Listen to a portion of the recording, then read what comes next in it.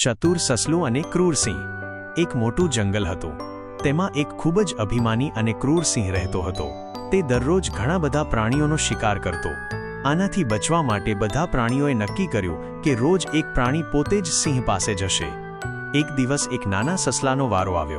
સસલું ખૂબ જ ચતુર હતું। તે જાણી જોઈને સિંહ પાસે મોડું પહોંચ્યું। સસલાની યુક્તિ। જ્યારે સસલું પહોંચ્યું ત્યારે સિંહ ભૂખથી લાલચોળ હતો। તેણે ગર્જના કરીને પૂછ્યું, કેમ મોડું થયું? સસલાએ શાંતિથી કહ્યું, મહારાજ, રસ્તામાં મને બીજો એક મોટો સિંહ મળ્યો હતો। તે કહેતો હતો કે તે આ જંગલનો રાજા છે। સિંહ ગુસ્સે ભરાયો અને બોલ્યો, મને બતાવ ક્યાં છે એ બીજો સિંહ। અંત। સસલું સિંહને એક ઊંડા કૂવા પાસે લઈ ગયું અને કહ્યું, તે આમાં રહે છે। સિંહે કૂવામાં જોયું તો તેને પોતાનું જ પ્રતિબિંબ દેખાયું।